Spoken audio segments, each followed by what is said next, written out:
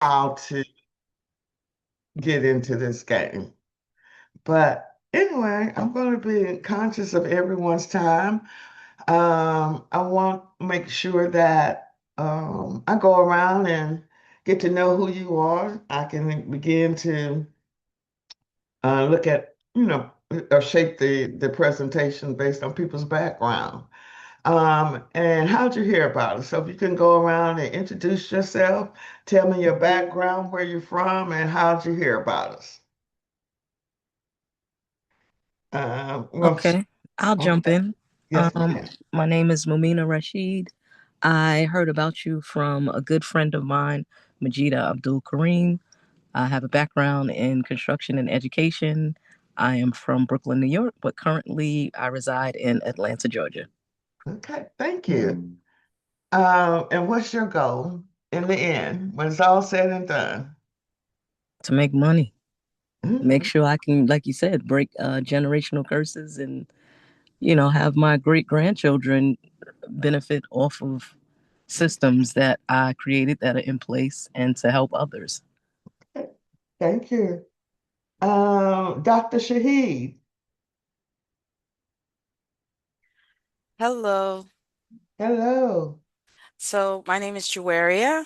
It's wonderful to be here. I heard about all of your wisdom and knowledge from Majida Abdul Kareem. So I'm very excited to be here. One of the biggest things that I would like to do, not only with building generational wealth, but also be able to contribute to some social programs through my nonprofit that I'm very passionate about. Okay, thank you and Thank you. welcome. Thanks. Lisa, Lisa,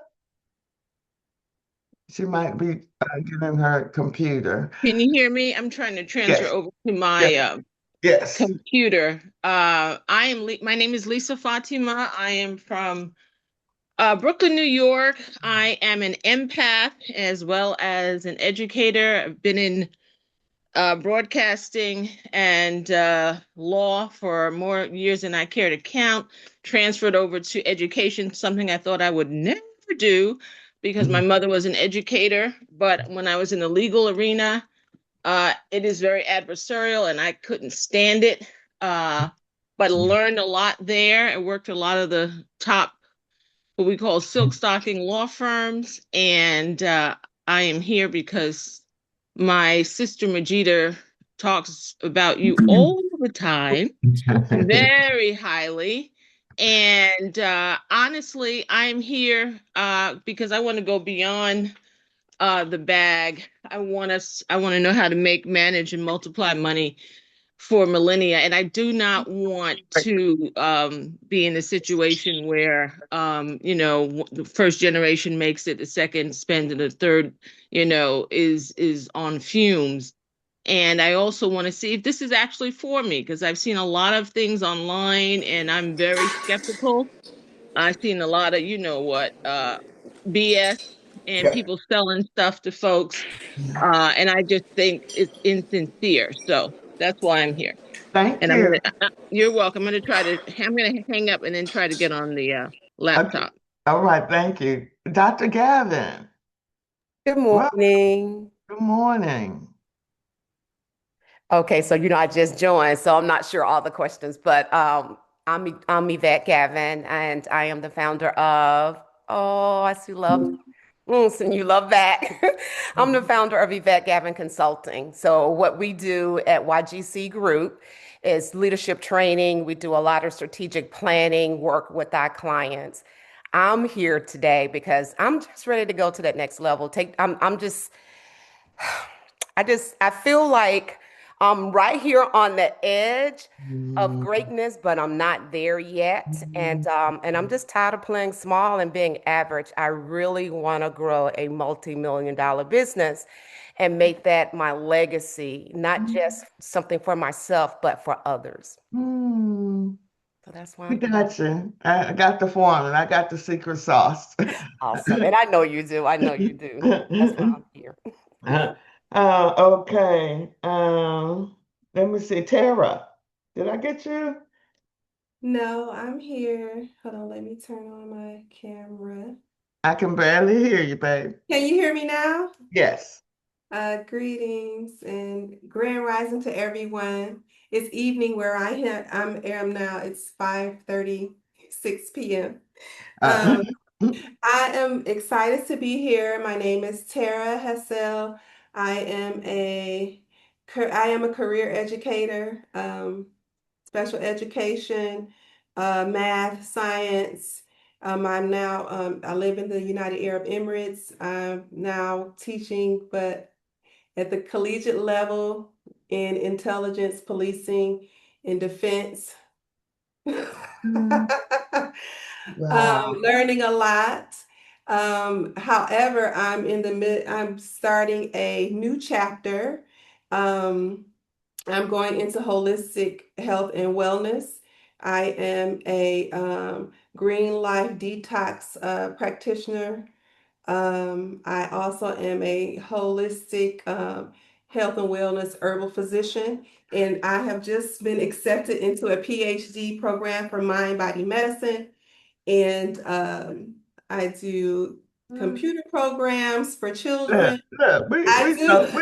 we are so we are so overqualified for stuff, but I'm getting ready to break this down into some some real. We educated y'all, but now we need to change our mindset because um it's the whole system, the whole education system is designed for us to be laborers.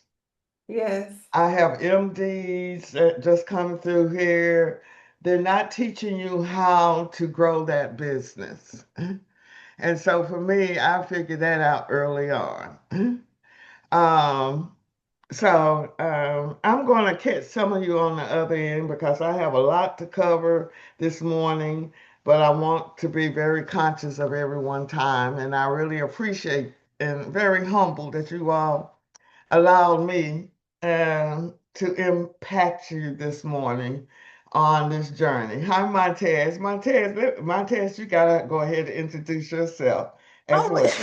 thank you so much. I'm popping in because I have to speak at a luncheon this morning, but wanted to support you. I Mhm. know you from having taken your classes. It empowered me. I'm back in the entrepreneurial lane, and it just makes sense.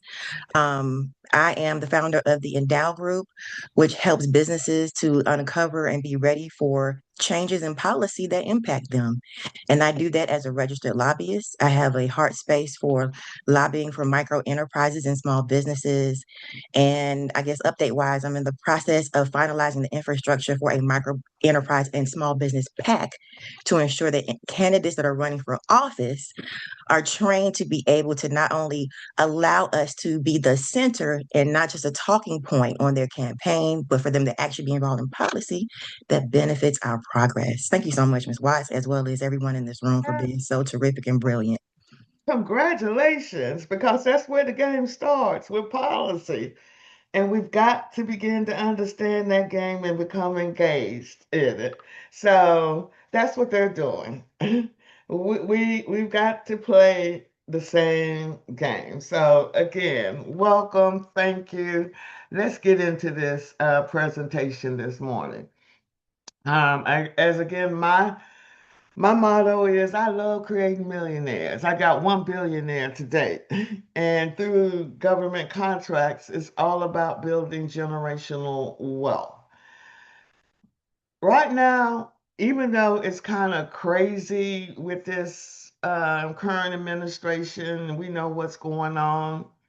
But for me, I say there's where it's chaos, there's opportunity for those who understand the game. You have to understand the game to play the game. So somebody put that in the chat. You have to understand the game to play the game.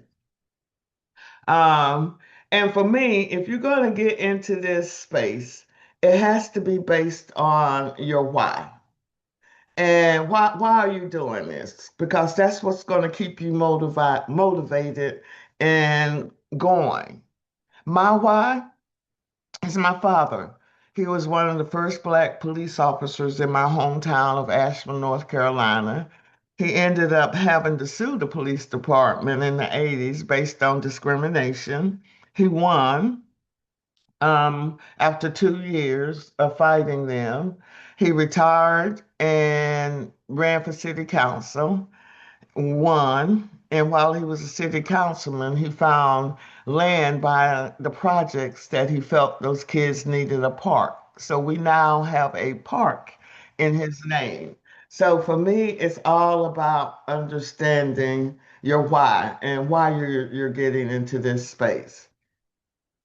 For those of you who don't know me, again, I'm Paula Watts, originally from Asheville, North Carolina. After college, I went to Washington, D.C. My first job was with a company that was a part of the 8A program. By a show of hands, can you all tell me how many of you heard of this program? And this will be interactive. Uh, if not, we're going to go into a little bit more depth about it. First job, 8A company doing event planning. As an event planner, I ended up attaching myself to one contract that was a part of that program. So every 3 years, I went to a new company that was a part of the 8A program. And I ended up going through five companies. And as I was going through those five companies, I was studying and watching them. I knew at 25 that I was going to own my own business. So after going through those five companies, I ended up starting my first business in 1996. And the first year in business, I received my first $1 million contract. Second year, I applied into the 8A program, received another $3 million contract and continue to grow the business to close to 15 million in contract and almost 40 employees. And that's where the trouble began because I had no clue what I was doing. I went from a project manager to running a multi-million-dollar company, and I had two business partners. One who thought I just called crazy. He felt like he could run all his personal expenses through the business. And the last straw for me was a $3,000 custom-made pinstripe suit with his initials going down the pinstripe. Like, you have lost your mind. I had my assistant to do an audit on his credit card. He takes her in the elevator and threatens her. I then terminate him. He then conspires with two employees to sue me and the other partner for sexual harassment, with him being their alibi. After 2 years of attorney fees, $125,000 of attorney fees, $100,000 to buy him out, I had to close the business down. I had no more operating cash, and I transferred $7 million of my contracts to another 8A company. And that really pushed me to my passion because I really realized no one was teaching our community on how to manage and grow a business on that level. So I volunteered as a SCORE counselor, which was a resource partner of SBA for 2 years in DC. I'm very strategic. After 2 years as a counselor, I ended up applying for a position with SBA, Small Business Administration, and my job was to service the businesses that was in this program. And I started out in Philadelphia, and that office is actually the office that processes the applications for participants to get into that program. Um, and then after 4 years there, I relocated here to Atlanta in 2012 to get closer to my home in North Carolina. And while I was here, they required that we become certified as a contract specialist. And for me, that made kind of completed the puzzle for me, meaning I'd been a government contractor, I'd run my own business for 10 years, worked at SBA for 7 years, but I wasn't sure what steps that the agencies took to actually put that solicitation out for you to compete on. So by becoming certified as a contract specialist, that kind of fulfilled the equation. I've trained more than 10,000 businesses on marketing to the federal government and have assisted small businesses to win over 1.5 billion in contracts across various industries. And I've self-published a book called That's Crazy, Recognize Crazy and Run. It was sort of kind of documented that whole journey of what I was going through with that lawsuit. The names have been changed to protect the innocent. So, what are the challenges for small businesses getting into this space?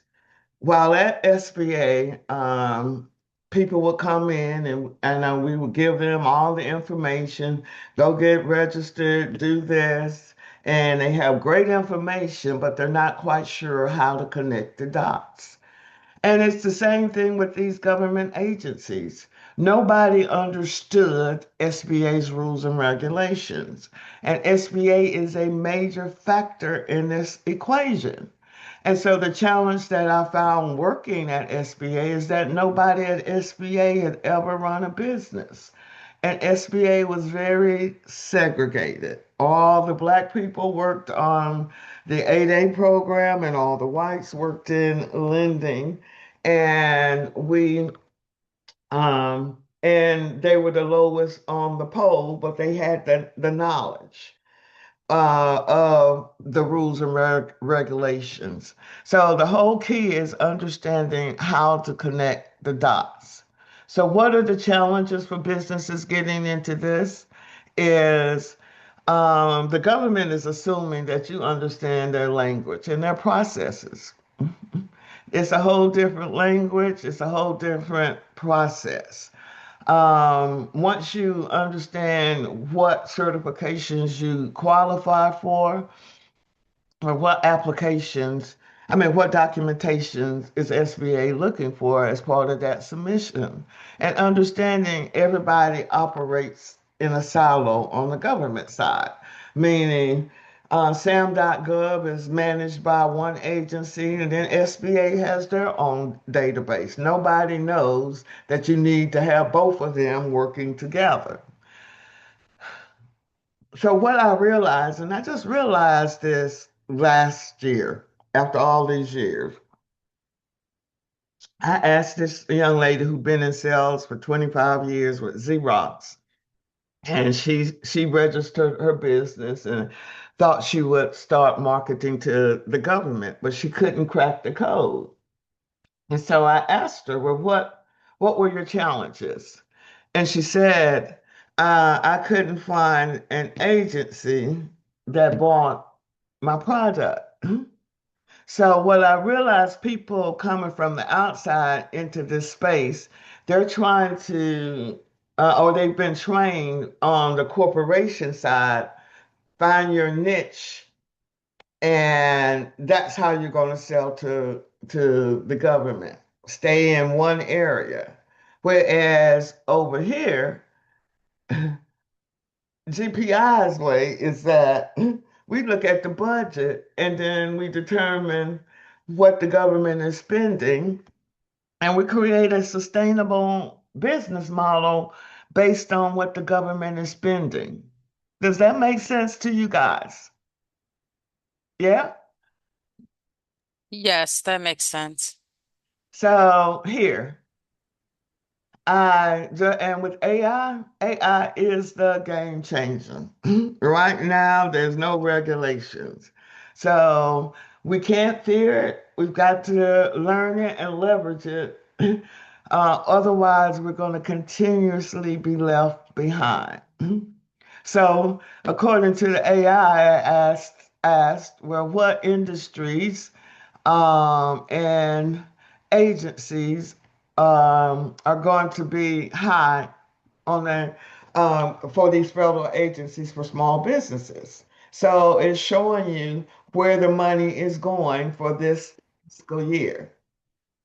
So this is how you begin to follow the money every year.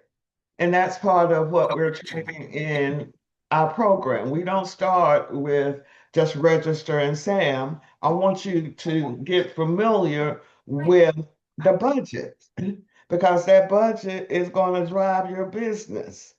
What they did last year may not be the same as it is this year.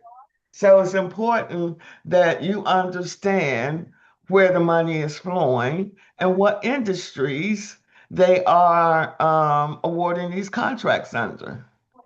Does that make sense? Yeah. Okay. Yes, that makes Yes, sense. yes. Okay.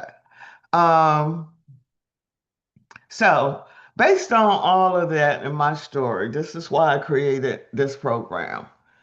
It was based on my lessons learned, based on what I wish someone would have told me in my first business.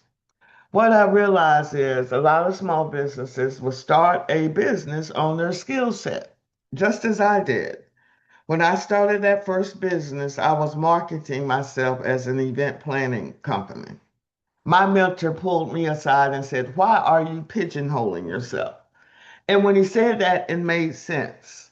Meaning, I looked at the companies I had gone through and watched the ones that were successful, and I changed my business model to mirror them. Everybody in this space, for the most part, was a management consulting.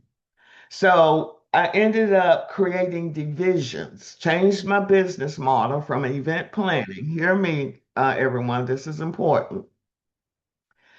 From an event planning to a management consulting.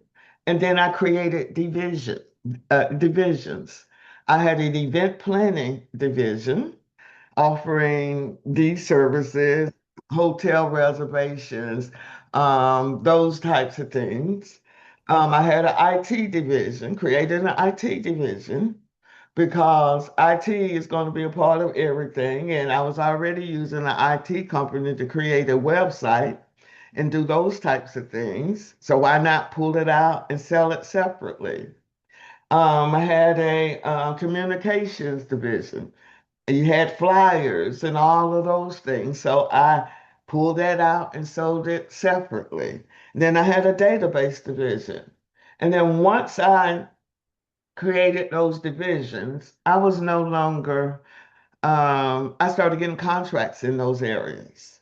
Because if you think about it, when I won that first $1 million contract, I was no longer doing events. I had employees to do the event. You don't make your money if you're working in your business. And hopefully, yesterday, those of you, and I'll put that link, myschool.com community, you can join that and listen to this young lady who's getting ready to go after $1 billion contract following the game plan. So it's important that we follow the blueprint. And what we tend to do with our children, we push them in sports and we want them to be the LeBron and Stephon.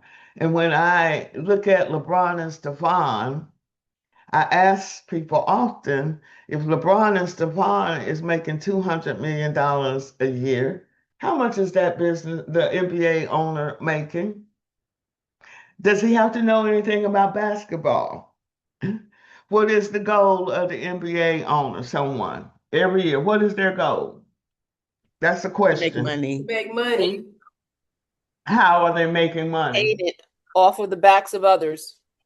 Um, every Off of year, they got a dream team, 5 players to bring him the goal. That's how he's making money. And it's the same thing in business. You're going to build a business model around a team. And that's what we're teaching in that first module of the program. It's all about your team.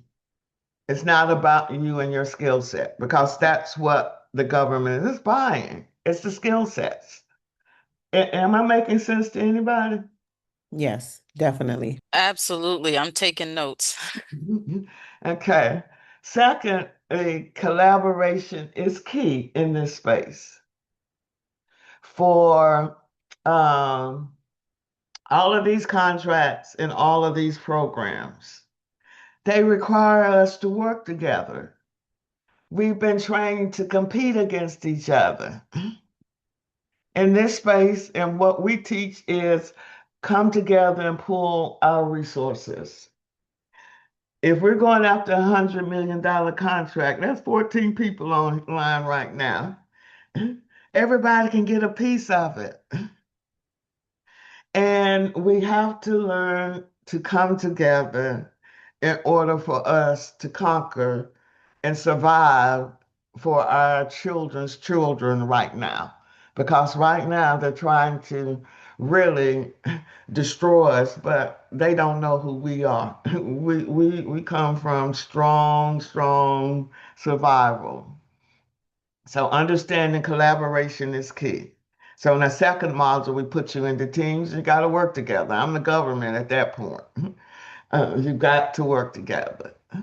Number three, you must have the infrastructure. What do I mean by infrastructure, someone?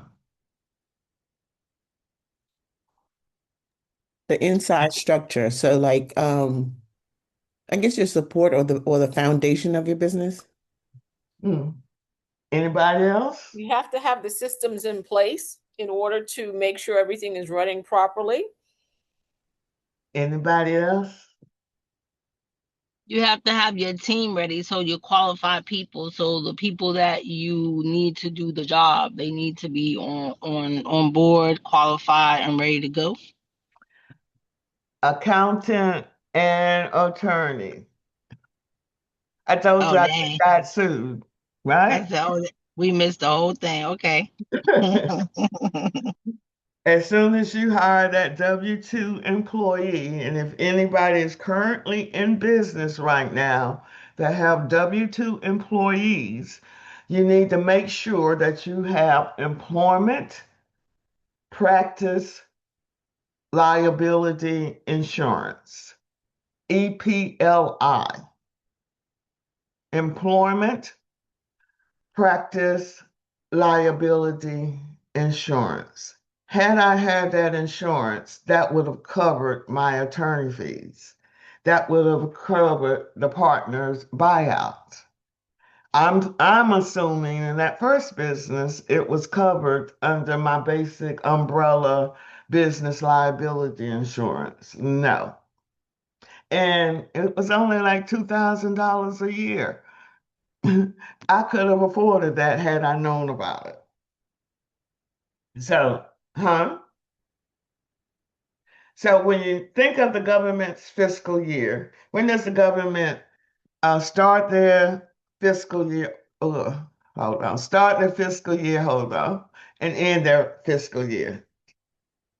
It starts in October, October. Yeah. and I can't remember when it ends. October 1st to September 30th. So what happens is generally between October and February, the government is typically operating on what they call a continuing resolution. I'm sure you all have heard that in the news, and you're always hearing the fighting, but we're not necessarily conscious of it. We know it affects us, but we really don't really pay that attention to it. Where in this space, we need to pay attention. Because what happens is these agencies are operating on a limited budget. They're not fully funded as long as they're operating under a continuing resolution. Typically, they typically pass that budget sometime December, January, based on what's going on. And those agencies don't really get their full funding until March or April. So from April to September, they have a short window to get rid of a whole lot of money.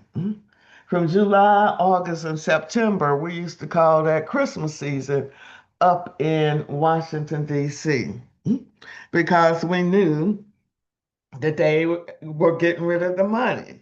And to me, we're in a better position right now because guess what? They got rid of all the worker bees. So the chances of you winning now is higher than before because these people that they have now on the inside know they still under the same gun of getting rid of that money by September 30th. I'm seeing it based on how they are advertising these opportunities. When they're having to go in and amend one solicitation 15 times, that's telling me they don't know what they're doing. So we have to think different and take advantage of that opportunity. Does that make sense to everybody? Yes. Yes, that Yes, does. Yes, That makes perfect sense. sense. it makes sense. Why federal contracts? Every year,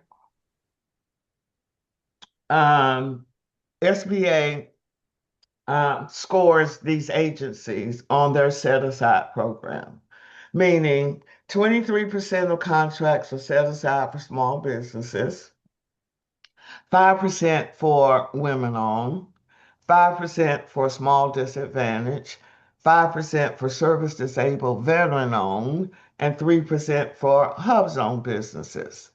So, what that means is the more certifications you have, you're helping that agency achieve its goal. As an example, let's say an agency awarded a contract to you for $100,000 and you're just a small business. That agency now gets $100,000 credit towards their goal. Now, let's say you're a small business and woman owned. Now that agency gets $200,000 credit towards their goals. So the more certifications that you have, the more you're helping those agencies get in the game. And over here, you can see there's a whole lot of money that's being awarded to each of SBA's programs, and it's publicized each year. So part of the strategy we teach you is identify what agencies are not meeting their goals. So maybe I want to target that agency. Right now, this is where we are getting killed because previously this is where the bulk of our wealth was obtained through this program. But again, we still going to have a different game. What I realized when I left the DMV area and went to Pennsylvania and then relocated here was that nobody outside of DMV had heard of any of these programs just based on this one program, based on this 8A program. In the entire state of Georgia, there's only 145 businesses in this program as of February. And to me, that was a problem. Um, I refuse to believe that we do not have more than 145 Black-owned businesses that can qualify into this program, and that just in Atlanta. But we don't understand it's available for us. And so what I realized was people coming from DC was coming here to win contracts. There was no competition. And what's here in Georgia for those who are here in Georgia? What's here in Georgia? What federal agencies?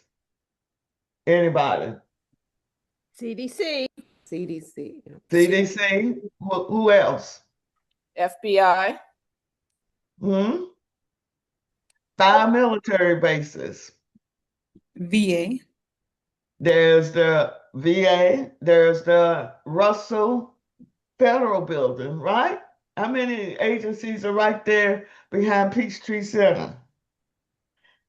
We've got to understand and become engaged and no longer can afford to sit on the sideline.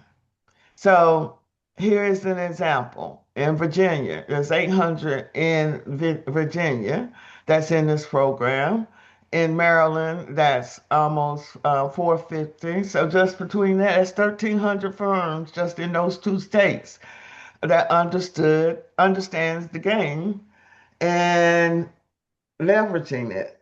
In Alabama, it's only 101 in the entire state. So I used to tell the businesses when I was at SBA, start talking to some agencies in Alabama, North Carolina, South Carolina. No competition. Even in New York. New York only has 72 businesses in this program in the entire state. I trained Malik Yoba from New York Undercover, he and his family, because he was able to understand how being in the entertainment industry that he didn't own any of his craft. So he got this. And he won his first contract about 2 years ago. It's just shifting our mindset. Here is a database that I've gone through that I used because what you'll hear often, especially as I was working with SBA's counterparts, was that you need to start at the state level, locally, because you're not prepared for the federal. And I totally disagree with that statement um, because there are contracts that are specifically set aside for small businesses that are 350,000 and below. And that's what I'm training people to target. They're not necessarily focusing on those types of buys. They're looking at those who have those multi-million dollar contracts. But if you get a couple of 350 buys, then that begins to add up. And again, the competition is not as high because I don't have to be in that same state to win that contract. It doesn't matter. So you have to be very strategic. And here again, things that I'm looking at that are just total small business set aside without any certifications. And this is allowing you to at least get yourself in the door. And I like to call these the run and done, the low hanging fruit. It doesn't take that much to go after these types of opportunities to begin to build those relationships and your resume within those agencies, right? And we already said where the money was going, didn't we? Department of Defense. So if I get into the Department of Defense, I know that I can live forever. That was everyone's dream up in DC is to get a contract with DOD. Um, Hold on. As an example, this is an opportunity that was out last month. Hold on. That was out last month. Do I need to know anything about exhibition booth services? Uh, No. What would I do, someone? Outsource it. Hire some. Huh? Outsource it. You're Yeah. just gonna find someone in St. Lawrence, wherever that is, and whoever heard this was under the Department of Transportation to manage this project, because that's all it is. It's project management. That's all government contracting is. Project managing and staffing. If you could think of it that way, then you're in a better position. Same thing here. How many of you all have a social media platform or presence? Or you know these kids that know it, right? We all do. Huh? Absolutely. Everybody, yeah. We all do, yes. They need a social media manager. So all you're doing is finding someone that's in this space and being able to sell their skill set. Has nothing to do with your background. Are you following me? And have you all gotten out of your skill set yet? Yes. Yes. You're learning, right? Yes. So let's just say this position is a $60,000 position.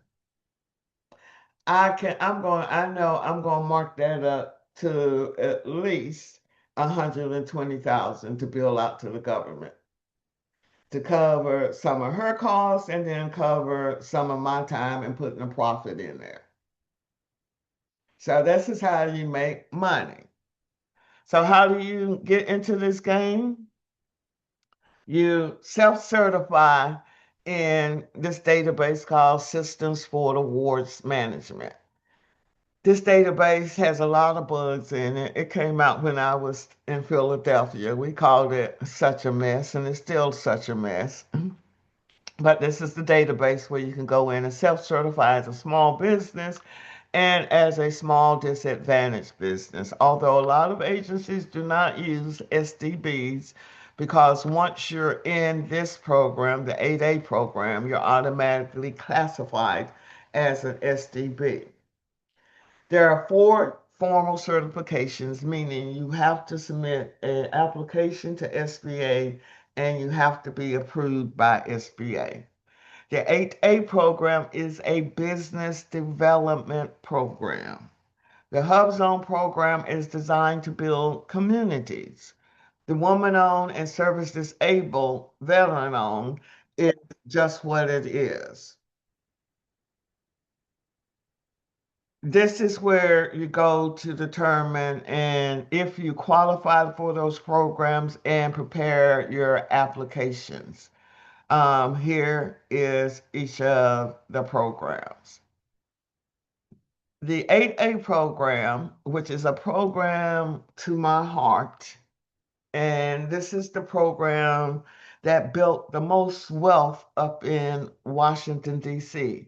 That's why you find the highest concentration of Black wealth in Prince George's County because everybody was a government contractor.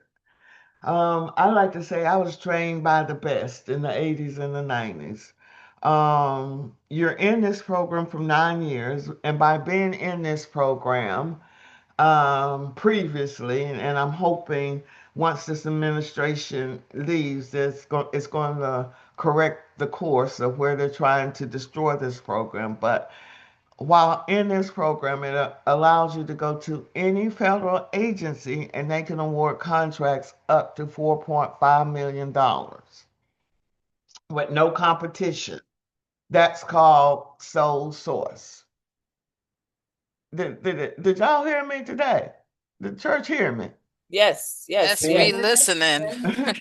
Uh-huh. No competition. That's how I grew my Yes. business quickly. Right.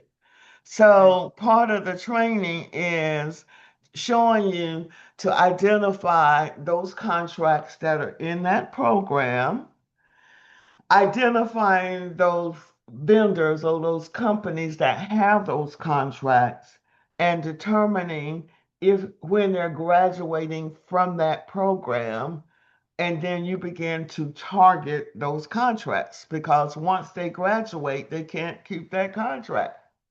And these contracts are never ever advertised.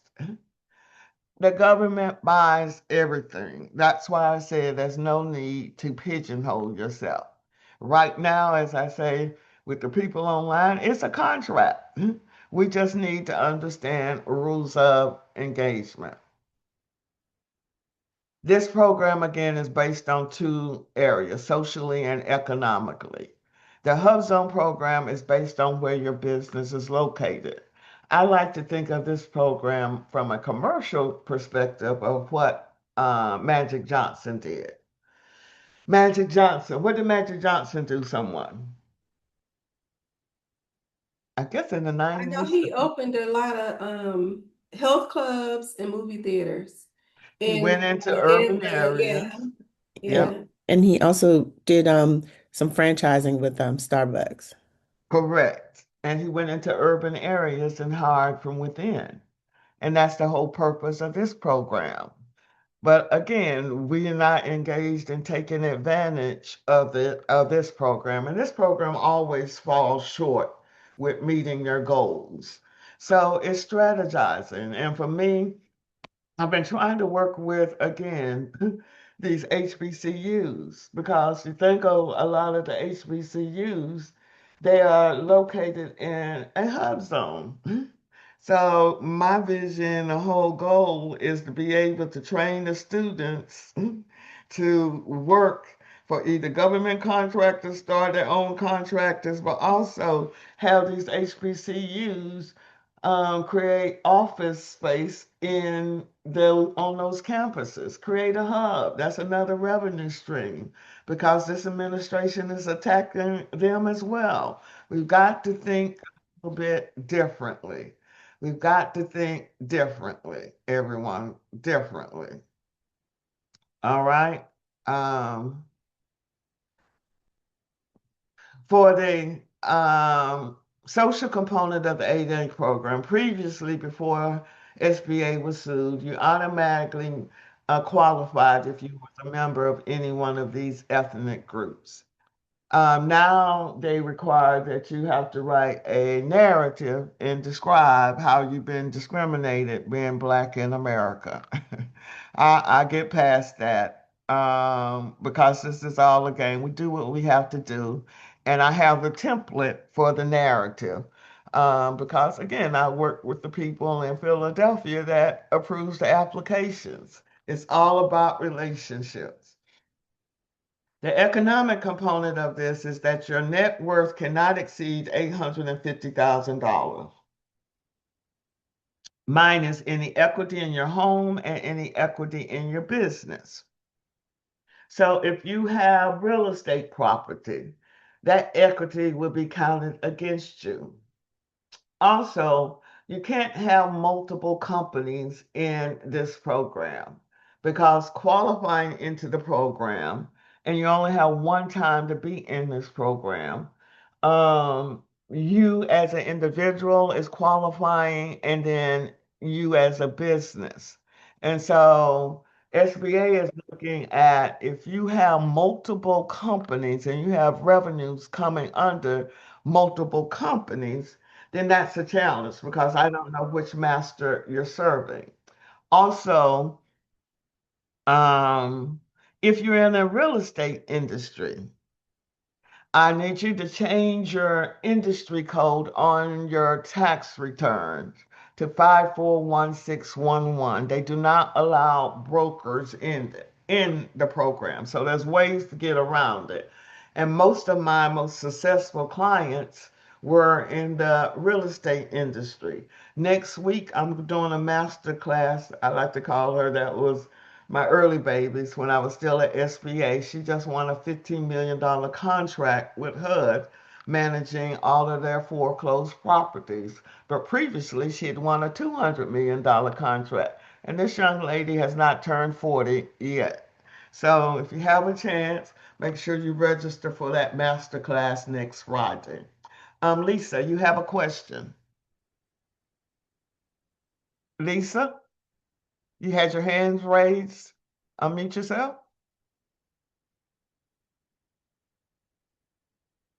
All right, Lisa, I'm gonna keep. Yeah, I'm sorry. I'm just trying to manipulate. Yeah, my question is when you said the amount of money that you have, is what about if your home or your property are in a trust? Will that matter? It says less equity in your home and your business, so they're gonna deduct that from your net worth. But if you have it in a trust and it's not in your name, it wouldn't, they couldn't. They still gonna dig. Oh, I'm the okay. popo. You can't hide from me. I got databases I can go in. Gotcha. Okay. Call Westlaw. Yeah, I remember Westlaw and Nexus Lexus. Yeah, I know. So everything that your name is associated with, I have to investigate.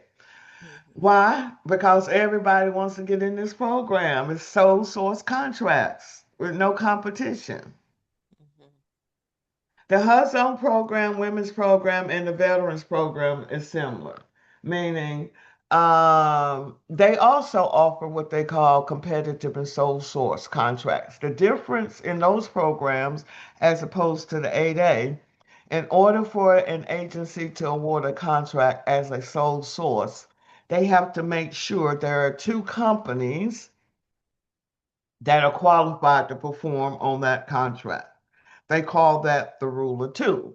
So the game we play is we have two people submit on that opportunity, try to force the agency to do a sole source. Because again, it's easier on the agency side to take it off the street than to go through the competitive process. So the rules of engagement for this program is your principal office must be in a hub zone and 35% of your employees must live in a hub zone. And you also get what they call a 10% price evaluation preference on contracts that are open for everyone, meaning the government's going to add 10% on someone else's price if they're not a part of the program. This is the map to determine whether or not your business is located in a hub zone. And a lot of time, the hub zone does not necessarily have to be in the hood zone. Um, when I look at where I worked at SBA, which is downtown, and you see have all the high-end hotels, that location was designated as a hub zone. It was designated as a hub zone because you had a homeless shelter around the corner. Now, these hub zone maps are driven by the Census Bureau. That's what determines whether or not areas are hub zone. So if I'm the only employee in my business, and my home-based business is located in a hub zone, could I qualify into that program, someone? Anybody? Yes, ma'am. What makes me qualifying? Because of the homeless shelter. No, it's two things of you qualifying in the program. Your business have to be in the hub zone, and 35% of your employees reside in the hub zone. In the hub zone. Yes, ma'am. So what makes you able to qualify into the program if you're a home-based business in a hub zone? If you're the only employee, that means 100% of your employees are in the hub zone That and your is correct. location is in the hub zone. There you go. The women's program is broken down into components. WOSB and ED, economically disadvantaged. Once you apply as an economically disadvantaged, you don't have to requalify for the WOSB. You're automatically a WOSB. The economically disadvantaged component of the women's program is mirroring the 8A program. It's based on your net worth of $850,000. A lot of times, they the SBA has a third party certifier. There's a cost to it. Part of the program, I want you to do it. Learn how to upload and fill out the application yourself because all you're doing is giving them the paperwork to upload in that database. And you're paying for that. So I'd rather you have control over what you're giving to them and save yourself some money. Eligibility requirements, no eligibility minimum amount of time. They say full time during normal working hours, but again, there's ways around that. Based on the industry, if I'm in IT, I can justify my normal working hours is in the evenings or at night. Same thing with janitorial. For the 8A, and that's what I want you all to hear me. I'm going to ride that program out until they kill it. Because, again, that's the only program that has made the generational wealth and impact in our communities. So, what you have to do is we always going to have somebody grandfathered in. Grandfathered in meaning um, somebody go in first, and you're always going to have somebody that's going to follow you. Because as you graduate, you want to make sure you're bringing somebody else along and you can flip those contracts to those people that you're mentoring. That's how it worked in Washington, D.C. So the young lady that did the master class yesterday, she was grandfathered in by a 8A company here, TJ Fax, and he has almost 400 employees. He mentored her and then helped her get tied to a mentor that now is they're going after $1 billion contract. It's real, but we need to think bigger. I think our whole mindset, we think small. We think if we get a six-figure contract, we rich. No, I want y'all to think millions, billions, because this is the only way we're going to be able to counteract what's happening right now to our communities. And right now, I'm being selfish. I love who we are, and we've got to self sacrifice. I'm trying to save us right now. We can't depend on no one else. So, the women's program again, 51% unconditionally and owned by a female. Um, Veterans, do I have any veterans online? Any veterans? Yes, ma'am. I'm a veteran, 100% permanent and total disabled. Thank you for your service and Yes, ma'am. sacrifice, my dear. So, what I tell my veterans, every military base that you've been on, we're going back on. That's your past performance. And we leverage these databases to help you identify those contracts. And you guys still tend to be the most disciplined once you are deprogrammed. What I have to do with government employees is deprogram them on how to play this game and manage a business. Um, and Right now, your disability and your certifications, you all are top king in this environment. VA is the only agency that will also do a sole source like the 8A program. So right now, the veterans are the top priority as it relates to all of the certification programs.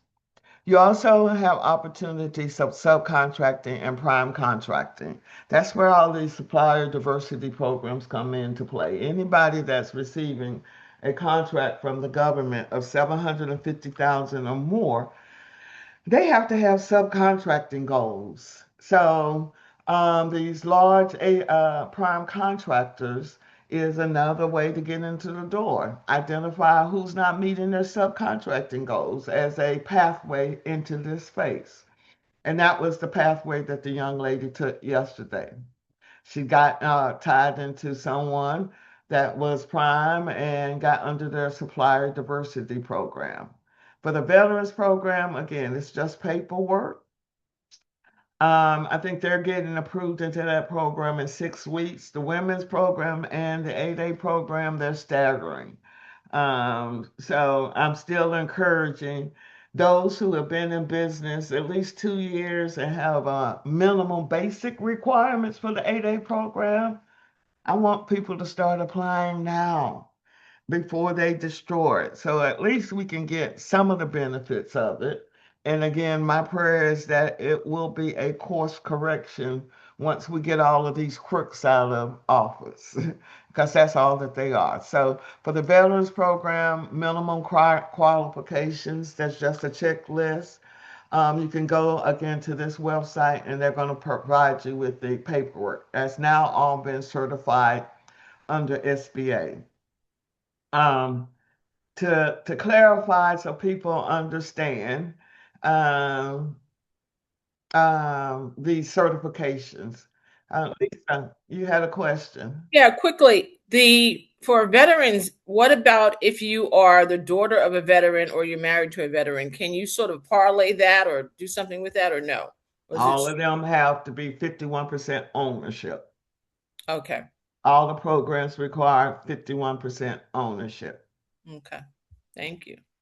Right here, we certified we follow directions as well. But yeah, all you hear everybody introduce. I'm MBE, DBEE. I hate those E's because those E's don't allow us to become our own boss.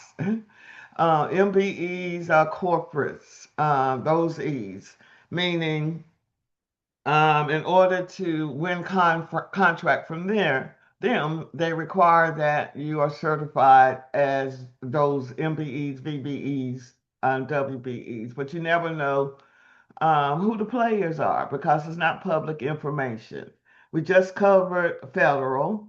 DBEs are disadvantaged business enterprise. Those are certifications under Department of Transportation. They're also attacking that program as well. They're now requiring those businesses to complete a narrative on how they have been discriminated against. And then you have your local certifications. So everybody requires those certifications, but I tell businesses start at the federal and then come down because once you understand federal procurement, it applies to state and local and corporate. They're all having to use the same language and follow the same rules of engagements if they're receiving federal dollars. That makes sense to me. Um, Again, there's cost associated with those certifications. And now I'm going to spend a little time just going out over these websites. Miss Kareem, yes, you have a question? Yeah, how you doing today, Miss Paula? I'm I just good. wanted to ask, so you said that you don't like the E's on those different acronyms. So why would it be beneficial for us to become certified with the E's if we can't be our own boss? Or did I misunderstand? I'm sorry. You heard me. Eventually you do, but you don't know. For the DBEs, you're always going to be a subcontractor. They're not going to necessarily allow you to be your own boss. For the MBEs, you don't know where the money is because it's not public information. That makes sense? Yeah, it makes sense, but I mean, what isn't the goals is to be your own boss? Yes, you're still your own boss, just as a small business without all of those certifications right now. I'm saying just get self-certified as a small business on the federal side, and then we flow down to the corporations, and because in the end, all of us steal our money, as I look at it. Right, right. I mean, because I'm registered with Sam and stuff. Okay, well, I'm just going to continue to watch and listen. Then I'll ask some more questions. Thank you. You're welcome. Um, Here is a database. This is a database where everything, anytime the government awards contracts or grants is posted here. And for this space, it's for This is on profit. usaspending.gov. It's for profit, not That's for contracts are profit. for profit, grants are for nonprofit. So often in our community, Usaspending.gov is I'm going for to profit spending hold on, let me website. make you quiet. Somebody's not muted. Okay, I just muted. So for grants, nonprofit. So often in our community, that's where we start. We want to serve. We want to fulfill the need.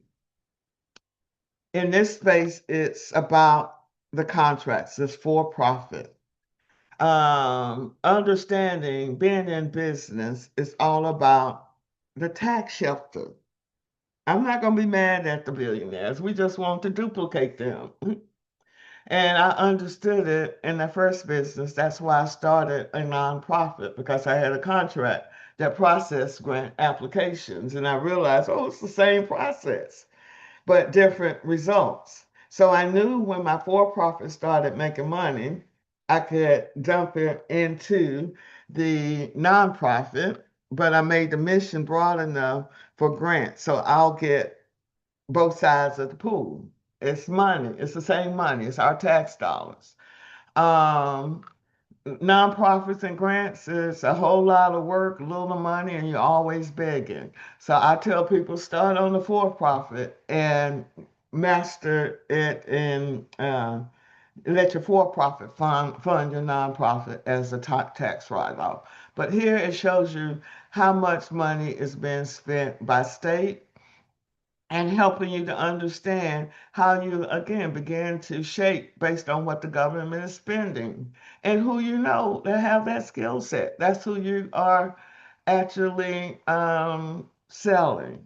So you can go in here and search by again the government's fiscal year, by your industry. It's going to tell you what the government is buying. I wanted to show you an example of one of our students. That's why I say the low-hanging fruit. Um, this right here was a contract that she won. These are the run and done. If you look at it, she's here in Georgia. This was a 3-month contract.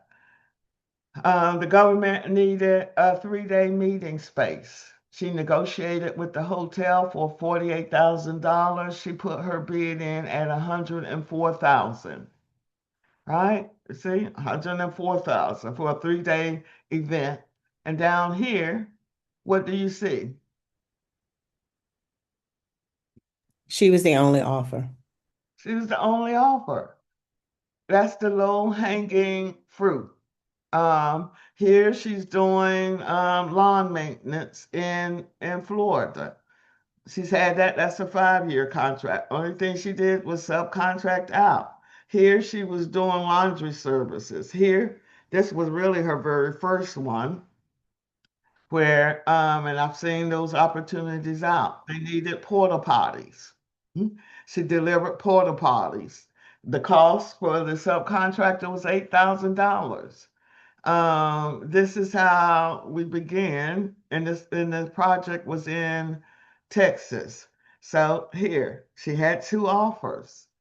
So are you getting what I'm saying with being able to think strategically? Yes. You add up a couple of these, now you have your cash flow. So don't get stuck on your skill set and what you like to do. I'm going to take you all to this database here.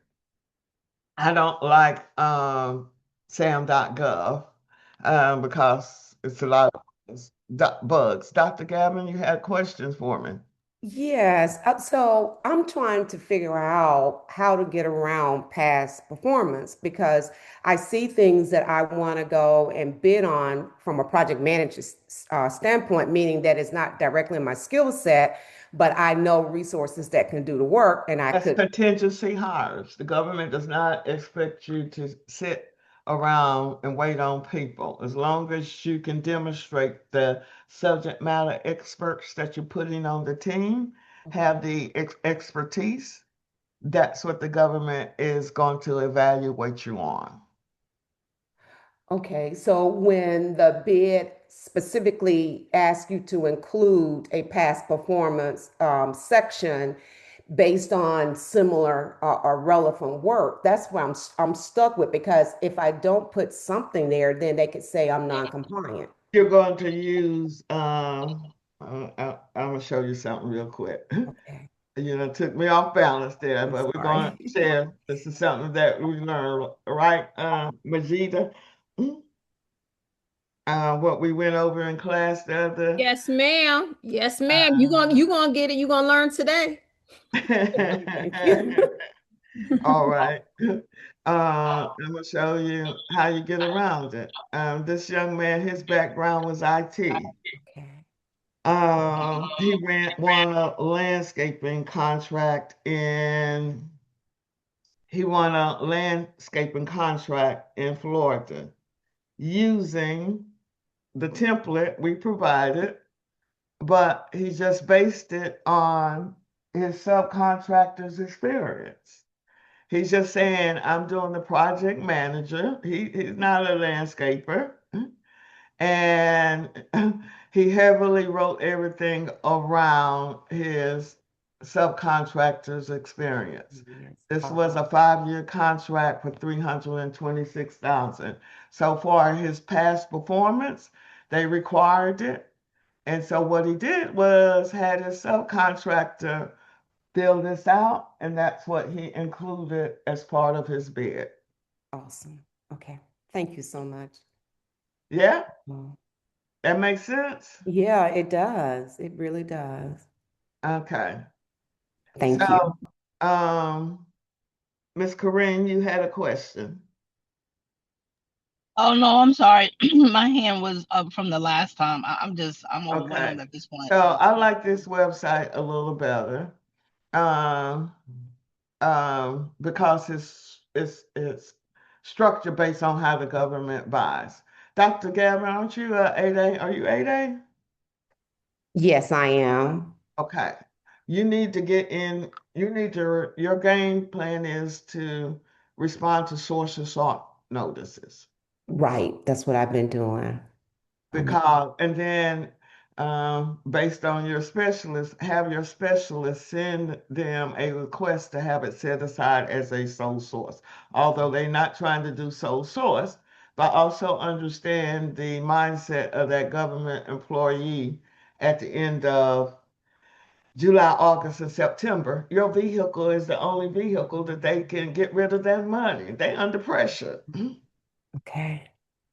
Okay. Yes. What I have here is April. The reason I went here because it's broken down by year and then broken down by month. So I like to look at this as shopping. I go in, what is the government buying today? If I go in and look, it's going to show me how many opportunities are out that day by industry. And as we get closer to the fourth quarter, these numbers are going to increase. And the reason I like this is broken down by industry. It's organized. We talked about sources. We covered that in the class. But over here, it's showing me by industry what opportunities are out here. And I like going shopping, regardless of what industry it is. I'm looking at, well, what is the government looking for? So, agents of opportunity training, people who are in health field. The government buys everything, right? So there's no need to pigeonhole yourself. Right here, I always look here. There's 37 opportunities. That's a catch-all. It's going to show you what the government is looking for. So concrete and masonry scanning services. Come on, y'all. Just looking at the title of it, that's not going to be complicated. Are y'all hearing me? Yes. Huh? Yes, we hear you. Yes, ma'am, we are. Okay, medical, auditing, data entry. Those are the soft services. And all you're doing is looking at the opportunities and finding people um, for um, for that can fulfill the requirement. That's all it is. It really is. Anybody have any questions before I go into the business side of the presentation? Is there a list of all these websites that we can go to after the call? No, ma'am, it's in the class. Once you sign up for the class, you get it all. And so what I did was created templates. And let me show you this last thing before I get into this. Um, People always want to know, well, how do I make money? Right? That's why I'm trying to get you all into this game. This was a contract I came in second on. I lost on cost. I passed the technical. It was processing grant applications, right? It's $28 million contract. It was a 5-year contract. So in this contract, these are the positions. The government is not expecting me to have all these people sitting around. I'm telling them this is the individuals, these are their skill sets, and these are the positions that they will have on this contract. And this is the salary that we're paying them. The government, and it's 5 years, so I'm giving them raises each year. That's built into the contract. The government knows that. It costs me to hire them and I have to give them benefits. So they're going to reimburse me for all the benefits that I'm offering the employees and me and the other partners as owners. The owner's salary, my salary, and the other partners came out of here, plus other overhead costs. Um, Under here is pass through. I had a subcontractor. Um, then there's another pool of money the government's going to reimburse me for because I needed to hire a bookkeeper to process all this travel full time. So her salary came out of there. And then had I won this contract, that would have been my profit on this contract. So I would have made $1.9 million on this contract had I won it. So y'all understand this game and how the money is made. People typically is not going to share this information. That's proprietary information. I'm in the fourth quarter and I want to pass the ball to you guys because now I need you all to take it and run and do better and not make the mistakes I made. Any questions before I start? Miss Any? Paula, for that one site that you just told us to go to, Mm-hmm. it's a paid site? Mm-mm. Oh, No, okay. you're going to get a lot of ads. It's free. Okay. Okay. Okay. Um, I have this class starting next week. It's broken down into three modules. The first module is regardless of where you are, I like people to start at this place because I'm helping you to create a business model that's going to be sustainable.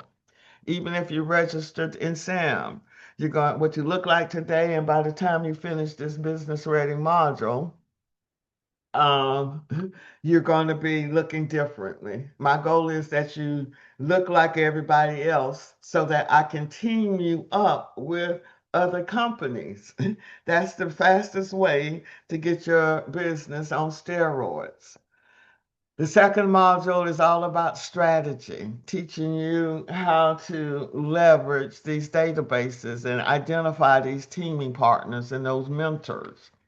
And then the third module is all around SBA's Mental Protege program and the 8A program. And Dr. Gavin, I would I would definitely encourage you to get you a mentor to put this business on steroids to leverage.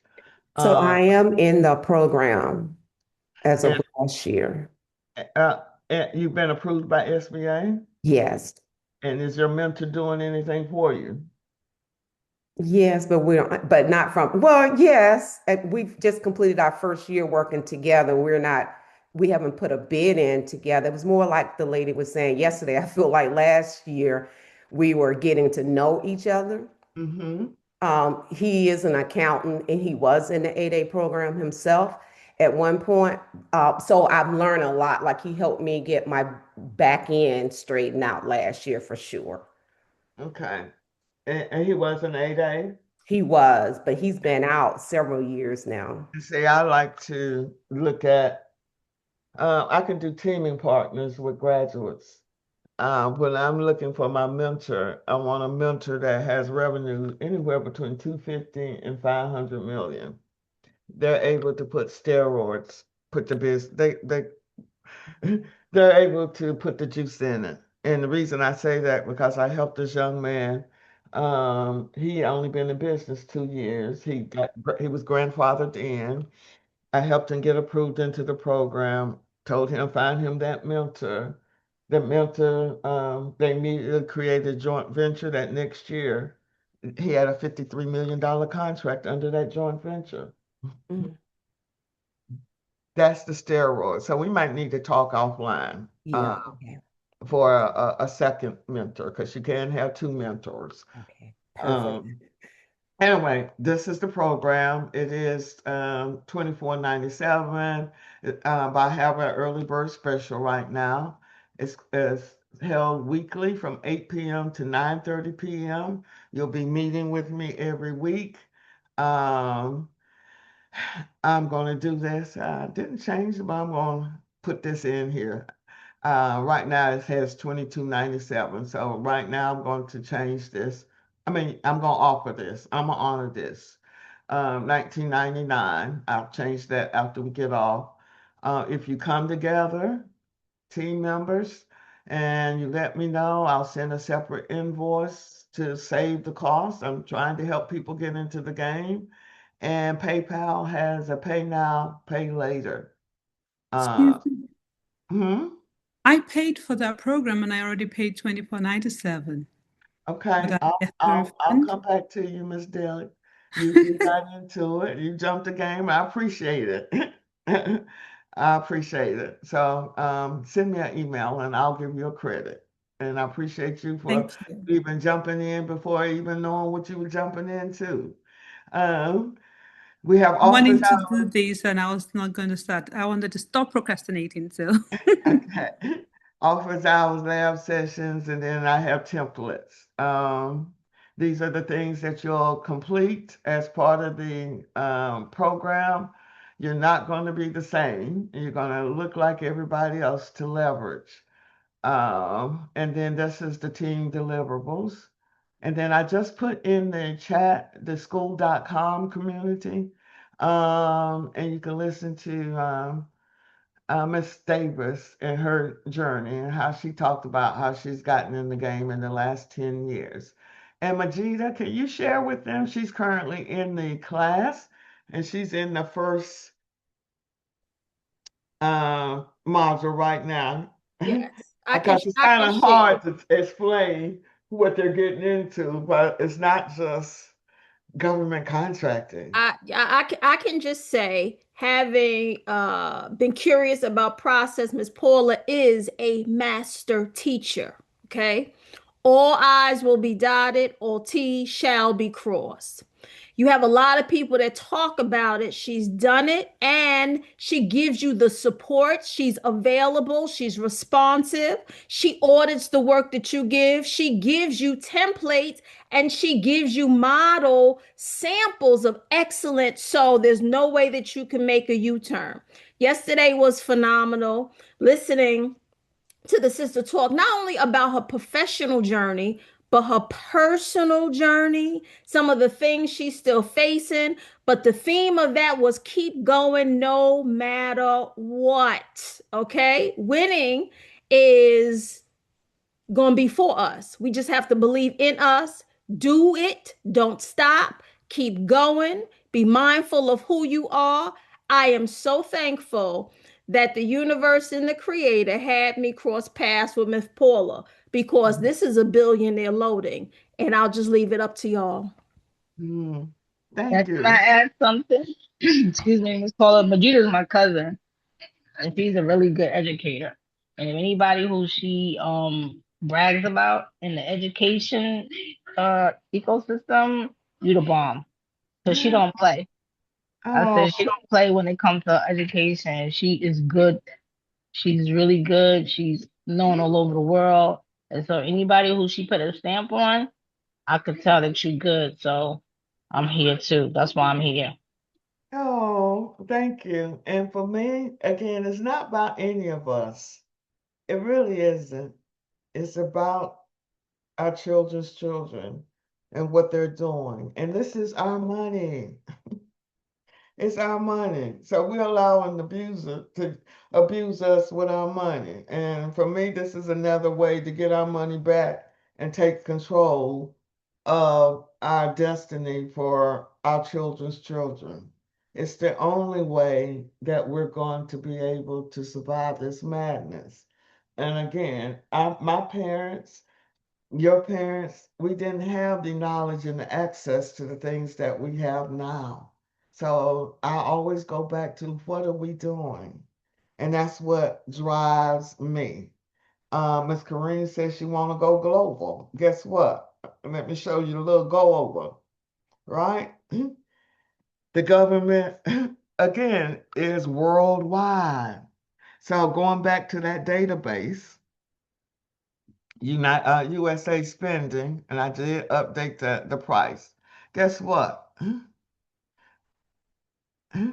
Over here, I can go here and hold on. Look at location. So when I was talking to my veteran, especially you're minimizing your competition. You can go global. So what kind of contracts are in Africa? Right? Well, I grew up in Africa, Miss Paula, and I have been going back and forth to Africa for 53 years now. I'm 53 years old now. My first journey to Africa, I was 1 month with my parents, but I have been going back and forth to Senegal, West Africa to be specific. And actually, I'm on my way back over there in September. I would like to go there and probably move there for a little while. And I'm a women's health nurse practitioner, so I'm trying to do something in the health arena, and Do you see where the not money's even just going? that. Do you see Hmm? the screen? I put in Senegal, and you see where the money's going.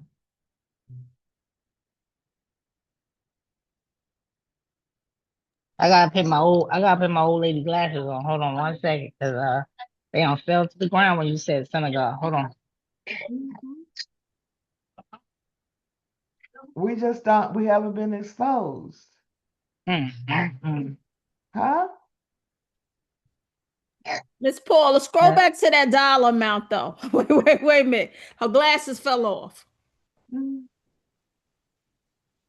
You see? Hmm? Mm. Girl, I'm about to go log in right now and figure this out. This don't See? make no daggone sense. See? We just don't know. We don't know, right? They just taking our money. They're making money. Y'all better believe right now, with this war, they're making money. They're making stupid money. They And really people are. in the government contracting space know, okay, everybody get ready to get paid. Unfortunately. So we know they got rid of U.S. aid. So we know that's not where the money, but you can see it's almost 5,000. I just put it in there. So again, I know where the money's going with Department of Defense. So this was DOD. That was, what was this one for? Northrop Grumman. You know what I mean? I can find a contract in every place. This was a 3-year contract at some point. That was 60 million. And it tells you what they're spending. Oops. But look, y'all made me go off at how many? There was 26 people that competed on this one. And it was full and open. So again, y'all think about it. If we shift our mindset and we pool all our resources together, now that's what they don't want us to do. We are the most educated community ever. But you think about they wiped out 300,000 Black women jobs. That broke my heart last year when I was at a career fair with all those CDC employees. And I'm one of them. I'm one of them being in this space for 20 something years. So I'm one of them. But y'all Me think too. Me too. Another I'm one of unemployed the person since 600. last year. so Yeah. now you're And gonna take and the all that you were they doing there, and now you're gonna get paid for it. Y'all just don't know your value on this side. You they just, said they said I'm too aggressive, Miss huh? Paula. They said I was aggressive. Uh-uh. And I Y'all, was being micromanaged by white women. Managed. So no, y'all don't know your value. Don't know your value. But I know think about mom. how the system is set up. The system has been set up. When I saw all these Black women that were lined up trying to find another job, I said, y'all think about it. It was still a plantation. All the Black people were the worker bees. The managers were white. We were the ones that had the knowledge. They still need us. but they can't come back with us with the same amount. Mm-mm. No, no. It's gonna cost you a little bit more. They still need the work done. That's why I say it's to y'all advantage if you just shift your mindset. Because what happens with the other side is, especially the white retirees, they already done hooked up a $300 hour contracting job by the time they leave. We come out and we're still struggling. I want y'all to understand your value and how we're going to leverage this. All right? All right, everyone. Is there anything else that I can assist with? And if you have any questions, and I appreciate you taking Yes. the time. Where do I Yes. access the link to find out about signing up? Oh, let me put it in the chat. I don't know what it's called. I think you called it fourth quarter something or something. I'm in Huh? Nice.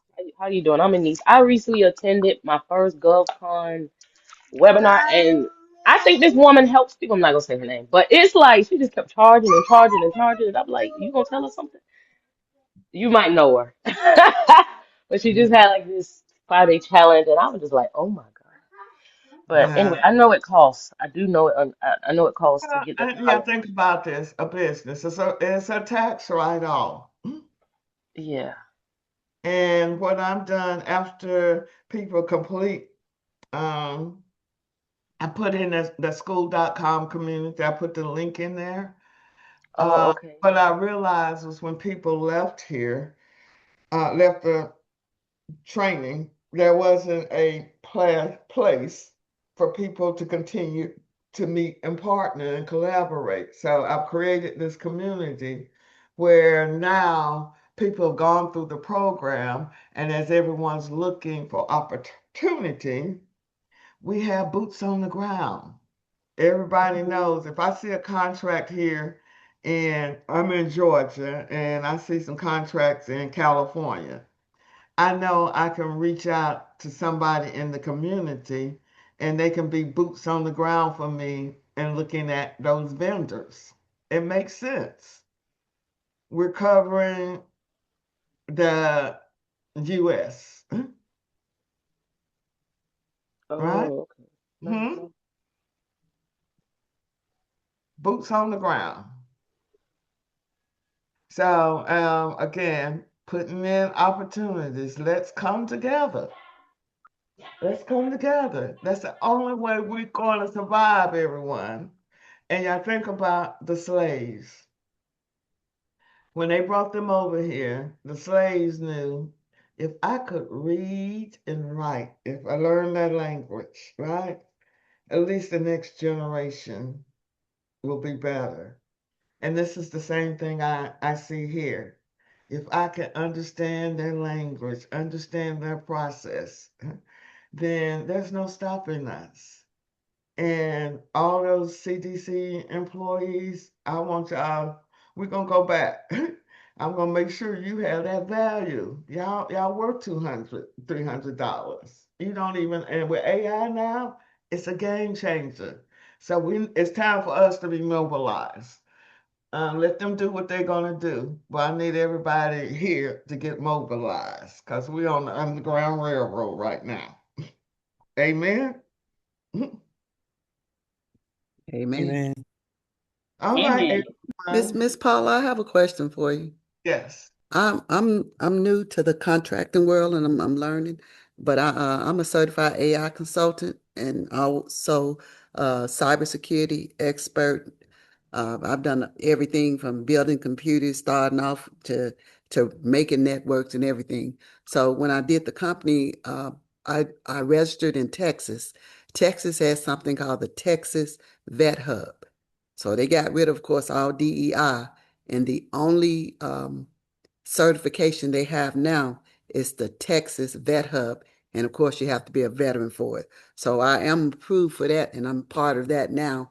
And I got a call last week from my first prime contractor offering me to be part of the team. Like he sent me a teaming agreement, but I don't really understand what I'm looking at. Mhm. So I'm needing help, Miss Paula. I really need some help. All I right. don't know what I'm doing. I'm like, do I accept this or not? Is it good? Is it bad? I don't even know what I'm looking at. You Send know? it to me. Let me see And you what. can't, and you can't trust them because you end up signing your life away. So you Yeah, gotta send it Exactly. to definitely me. be careful. Send it You to me. might you Exactly. might be signing off your whole slavery, your whole lineage. Got to go back to slavery messing with them. Yeah, Send it because to me. I saw on there like something that said $2 like for pass through. I know Uh, you See what I'm know saying? two let me dollars two see. dollars an hour for pass through. I was like, what? Huh? Let me see. Send it to me. I just put my email address in there, and I'll review it. Okay, thank you, ma'am. Because I don't like people getting ripped off. Don't take me. So give Miss me Paula, Miss Paula, someone wants to know why you don't like sam.gov. because it Versus, has a lot of bugs in it. They're trying to collapse that database and put all these databases in that one database. So if I'm searching and looking for something, it brings up a lot of stuff. But I partner again with bidspeed.com. So can I get some takeaways from everyone? Hmm? Stop Any being a takeaway? slave, break free, sign up, walk to freedom, get the best freedom North Star person you can find. You The don't make your slave part is money if you're correct. working in your business. That was Mm, something new to me because Miss I'm mm. used to Paula, doing all the work. So yeah. I just take your want to life thank you back. for offering this opportunity to us Thank you, because Paula. you've developed a pathway to success. We all want to do it. We didn't know how to do it. I just signed up. I'm Yeah. also a certified AI consultant and I want to use that skill after 30 years in marketing with AI to get to the money. So thank you for creating this path. I just signed up and I'll see you guys Monday. Thank you. Next week. Thank you. Yeah, All Miss Paula. Also for me, it was let the for profit fund the nonprofit because I've been on the free.com nonprofit train for way too long. right. So That's you hard spoke work so now. much life into what I was doing. Way That's a too. hard work, but we Yes, need it. So, yes, um, absolutely. Because that's really where my heart is. But I got to get this money. yeah, your You know, passion and your heart not gonna make no money for you. it So let sure this time ain't. make money for you, and then you can have all the passion and heart you want.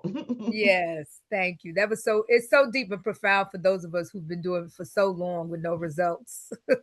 Yes, Yeah, yeah, and this has been my order. So this is more of a assignment. It's bigger than all of us. yes, And thank you. y'all gotta get it. Y'all gotta get it. Y'all gotta get it. All right. All right. I'll make sure put your email address in there. I'll send the recording out for everybody afterwards. And Lisa, you had a question? Yes. My question, or my takeaway was, or is, it's not about us. And that is so important because unfortunately, I found historically a lot of times when we have had businesses, whether it's family or relatives, community, that business dies when the person who's created it dies. And so there's no legacy, there's no transition of information, there's no transformation for their children, their grandchildren, for the community children. So people are at a loss. And I really think one of the things I do like that you have done, many things, but is that you don't have the ego in the game. And one of the things I found with a lot of folks, I've worked with a lot of people, European as well as African American, and something that my great aunt said, she worked for the Rockefeller brothers as a housekeeper for many years, and she was brilliant. Only got to go to the sixth grade, came from Lowndes County, Mount Willing, Alabama. Her mom sold their cow to send her and her sister to school. Of course, had issues with the dad, but the mother knew the importance of education. And one of the things she told me, she said, always remember, no one's bed is better than yours. I don't care if it's a penthouse or a palace. I didn't know what she meant at the time because I was 13. I've since learned. But then also, she said, anything tell you, believe the opposite. Mm-hmm. I'll never forget that as long as I live. So I want to say that I do appreciate it. I wanted to ask you also, of the students who have come through your program, do you have any kind of reference in terms of their level of success? I know you mentioned a couple of people who've done phenomenally well, but for those who have taken on the low hanging fruit, as I've gotten younger in my life, my tolerance for BS is zero, zero, Absolutely. and I don't tolerate it, and I can read it as an empath. I can see it coming a mile away. So I have a real hard time dealing with folks who are not sincere, because I've, as an educator, I've seen too many teachers who really don't care about the children and don't care about the children's families. So my query to you is whether or not you have seen what has happened with the students you have taught. Have they come back to give back, or are they just taking it and running with the bag?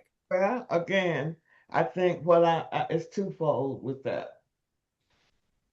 I think a lot of us don't have the confidence in ourselves Mm. to move forward. Um, Last year, I had a cohort started in March.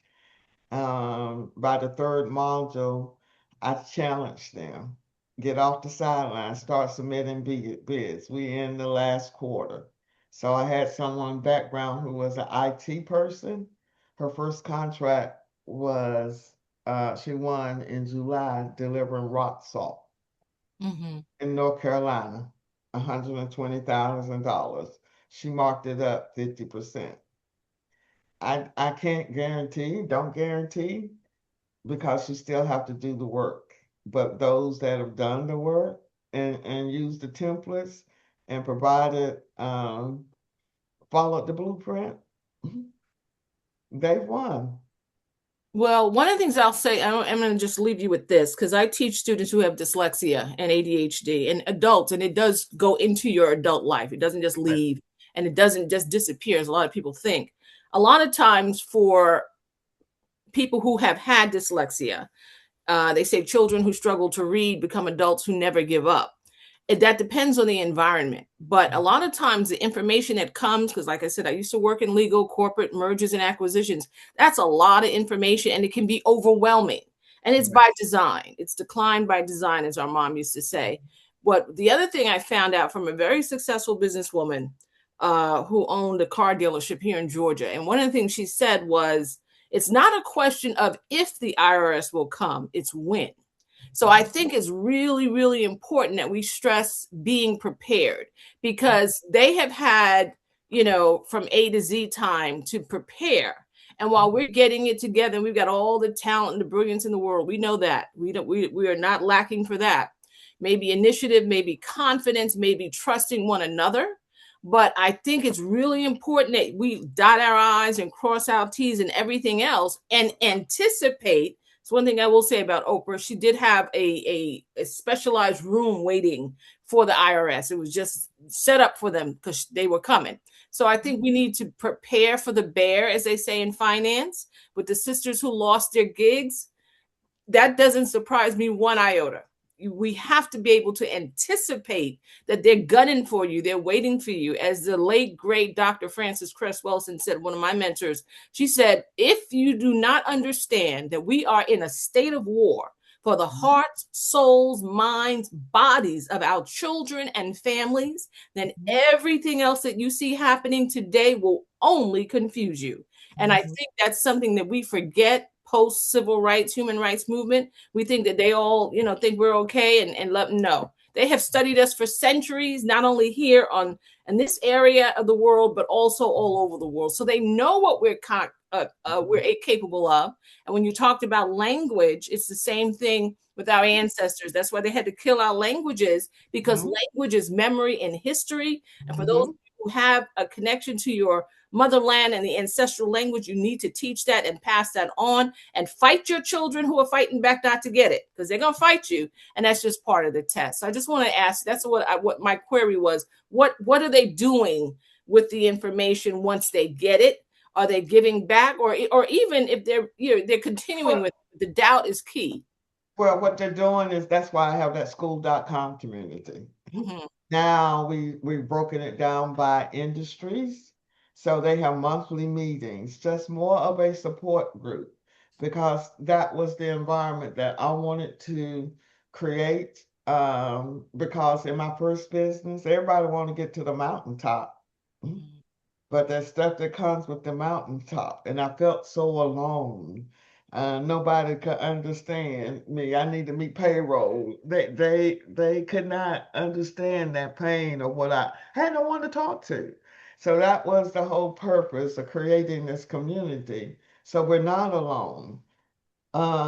And being able to provide the resources that you don't have to go through this by yourself, because again, once you get there and win, it's a whole different level. Mm-hmm. So, and I thank you, educators. Thank you for pouring into our children.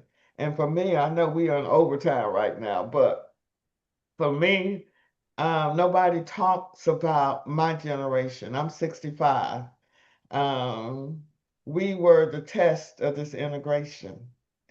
We had to figure out how to deal with these white folks. We were forced to integrate in North Carolina, and nobody told us how to navigate that world. We had to figure it out, and we're still figuring it out. And what they did, and what I saw in the next generation with my nephews, um, they gave our education to these white teachers. They didn't want us. They still don't want us.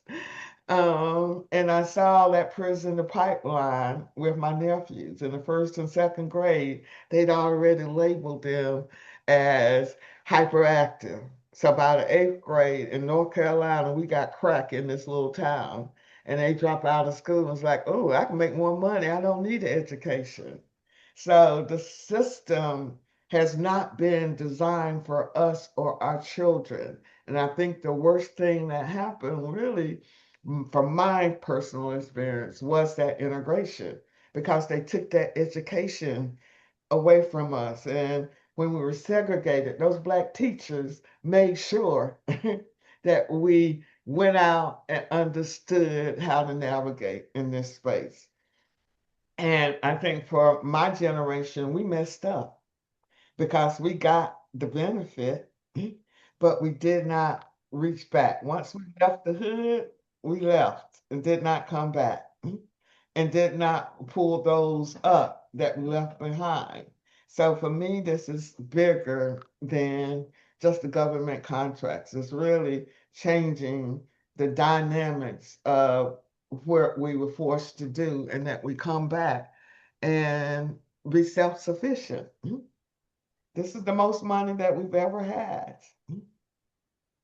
So, with that being said, I'm gonna stop preaching, and I appreciate you all just letting me get it off my off my chest, because they made me mad. That's what I want us to get mad, but we're gonna be smarter and leverage and pull our skills and resources. They've educated us. That's the mistake they made. Can I Now, say one thing, Miss Paula, before you yes, end? yes, We're ma'am. talking about Black women and how strong we are. But me being in the healthcare system in women's health for the last 27 years, once they saw that they couldn't break us down, what they decided to do? They decided to let us as Black women know that it was okay to have mental health. It's okay to be mentally have depression, have anxiety. I say, and I tell my patients all the time, when did America ever care about the Black woman? Mhm. Tell me, when did they ever care about you to make you, give you so much grace that they like, oh, it's okay for you guys to have anxiety and depression? I said, you know what? I said, let me be 100 with you. I said, you cannot afford as a Black woman to not be alert and oriented times five in America for 12 hours. I said, so the medication that they're putting you on, I said, for 12 hours straight, you're in zombie mode. I said, you don't have that privilege. I said, I hate to say that to you. I'm sorry to say this to you. And I said, I hate it for you. I hate it for myself. But them black girl pants that you got to put on, it doesn't allow you to not be alert and oriented times times five for a whole 12-hour period of a day. I Mhm. said it doesn't. It just doesn't. So you have to figure out like what you're gonna do to maintain. America ain't never been for the black women. So for them to all of a sudden come out for the last 5 years and be like, oh, black women, it's okay for you guys to have mental health issues and stuff like that. It's something. It's something in that. Like we don't get messed up. They ain't never care about you, and they ain't gonna never care about you. So Mm-mm. we gotta figure out other ways besides medication to get through the stress and anxiety and depression that we going through. I say it's unfortunate that we don't have that privilege. They've been on Zoloft since they were 2 years old. Okay, and so they see, well, damn, the black woman, we don't beat her, we don't rape her, we don't took her womb, we don't mess up her men, we don't mess up her kids, we don't did this, we don't did that to her. Damn, she still is not down. God damn. Okay, now, okay, you know what? Let's put it down with medication. Let's put it down with the medication that is legal medication, and she won't feel like it's deliberately trying to put her down. Mm. That's. I mean, I could be a conspiracy. A conspiracy. That could be my conspiracy. I'm not sure. I mean, everybody might not agree with me, but I'm just telling you based on my experience, and we're dealing with women's health for the last 26 Oh, years. absolutely. And they want to call it, want to know why we angry, right? They where you get the black anger. Yeah, we angry. I'm mad too. You know what I mean? We done been through a lot. And Right. and yeah, think about systematically, they took the men out. Where are the men? The women now have had to take the lead. In the 50s and 60s, my community had all these men role models. And now it's women, and it's too much. We're tired. I'm tired. I can't. I said I'm tired. I'm really tired. I just wanted to rather just go like in a village where I live in a damn hut right now and just look at chickens and goats. I mean that's what that would be my serenity. That's my serenity right there. I'm good. But we can't afford to. And you think about, and me with that first business, I'm being very transparent. After I had to close that business, I went through a divorce all in the same year. I got rid of everybody, the husband, partner, and business closed. And I went through a depression and a failure, thinking I failed, and not understand that God had bigger plans for me. That was part of the journey, and understanding the journey now. Um, and we didn't. Our parents didn't. My mom, she also had mental health issues, and so they were both bipolar. They didn't have the luxury to have therapy. You know what I mean? And I had to look at their journey at 23 and 24 with three children by three different men and just trying to survive and understanding their journey and not being hard on them for the mistakes that they made. We're all here just trying to survive. And if we allow ourselves to be in safe places and not try to carry all of that, that's what's killing us. Mm. Is we're carrying it all internally. We've got to we've got to change. We got to change it for our children because that's what's being passed on. But anyway, y'all, it's 11:30. Y'all have a good one, and I appreciate you. And let me Thank you, put Miss Paula. number in here. If y'all have any questions, you can give me a call. All right. Thank you so much. Take care. We appreciate you. Thank you, You're Miss welcome. Paula.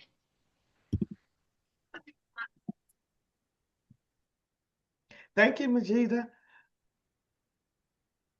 Yes, ma'am, and thank you, Miss Paula. All right. Thank you, Ms. God bless Paula. you. Bye bye.